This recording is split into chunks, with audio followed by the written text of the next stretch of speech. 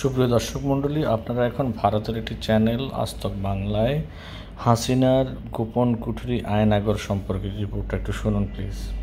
18 জুলাই মধ্যরাতে তুলে নিয়ে যাওয়া হয়। আমার ছোট বাচ্চা কাপড়ে প্রস্রাব করে দিয়েছিল। আমি সেই কাপড়টা পর্যন্ত চেঞ্জ করার সময় পাইনি, পায়ের জুতো পর্যন্ত দিতে দেয়নি।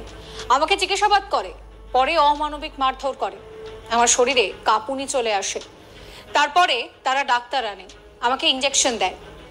অন্ধকার ঘর, রুমের মধ্যে বাথরুম, লাইট কিছুই নেই। খাবার দিয়েছে মোমবাতি জ্বালিয়ে। দিনের না রাতের খাবার আমি জানি না। বাংলাদেশে হাসিনা সরকারের গোপন কুঠুরির আয়না ঘরের অন্ধকার অত্যাচারের হার হিম করা কথা শোনালেন ছাত্রনেতা ভিপি নূর। আয়নাঘর কি? আয়নাঘর শুনতে যতটা সাদামাটা, রহস্য ততই বেশি। শেখ হাসিনার আমলে তৈরি এই আয়না ঘরে মানুষকে লুকিয়ে রাখা হতো। এখানে কোনো আলো বাতাস ঢোকে না, সারাক্ষণ ফ্যান চলে। হাসিনা বিদায় নেওয়ার পর কথা উঠছে যে আয়না ঘর থেকে বন্দীদের মুক্তি দেওয়া হবে। কাদের রাখা হতো সেখানে? হাসিনার আমলে বিরোধী দলের বহু নেতাকর্মী নিখোঁজ হয়ে গিয়েছে, তাদের কোনো হদিশ নেই। এমনকি সেনাবাহিনীর লোকজনও রয়েছেন সেই তালিকায়। আয়নাঘর আসলে গোয়েন্দাদের একটি গোপন বন্দিশালা বা ডিটেনশন ক্যাম্প। বাংলাদেশের মানবাধিকার সংস্থার খবর অনুযায়ী 2009 থেকে 2021 সাল পর্যন্ত মোট 605 জনকে রাখা হয়েছিল। এদের অনেকেই বিএনপি সমর্থক। এদের অনেককেই জঙ্গি বলে আটক করা হয়। এই বিষয়ে বাংলাদেশের ছাত্র নেতা ভিপি নূর তিনি সাংবাদিক বৈঠক করেন এবং তার যে ভয়ঙ্কর অভিজ্ঞতা, সেই অভিজ্ঞতার কথাই তুলে ধরেছেন। কি বলছেন ভিপি নূর শোনাবো।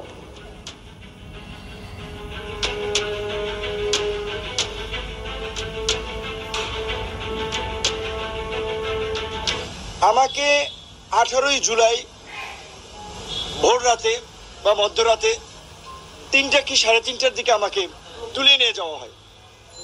আমি তো আমার ছোট বাচ্চা আমার কাপড়ে প্রস্রাব করে দিয়েছিল, আমার কাপড়টা ভিজা।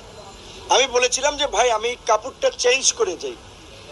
চিলে যেমন শিকার করে ঠিক অমনি ভাবে গেঞ্জি এখানে আমাকে একেবারে চ্যাং দোলা করে আমাকে টেনে এসছে, নিচে নামালো। আমার বাচ্চা প্রস্রাব করা কাপড়টা পর্যন্ত আমাকে চেঞ্জ করতে দিল, আমার পায়ের জুতাটা পর্যন্ত আমাকে নিতে দেয় নাই। কিন্তু গাড়িতে উঠেই এই জম টুপি বলে যেটা, কালো টুপি পরাইলো, হাই সাউন্ডে মিউজিক গাড়িতে, অর্থাৎ আশপাশের কোনো শব্দ টব্দ আমি শুনতে না পাই। তারপরে রাতেই নিয়ে গেল, নিয়েই চোখ মুখ বেঁধে জিজ্ঞাসাবাদ এবং সেই সাথে অমানবিক, মানে বলতে পারেন যে আপনার অমানবিক মারধর করে। এক পর্যায়ে আমার শরীরে কাঁপুনি চলে আসে, আমার মুখ দিয়ে লালা বের হয়ে যায়।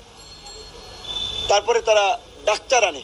তাদের সিস্টেম কতটুকু মানে মানসিক নির্যাতন করার জন্য উন্নত সিস্টেম।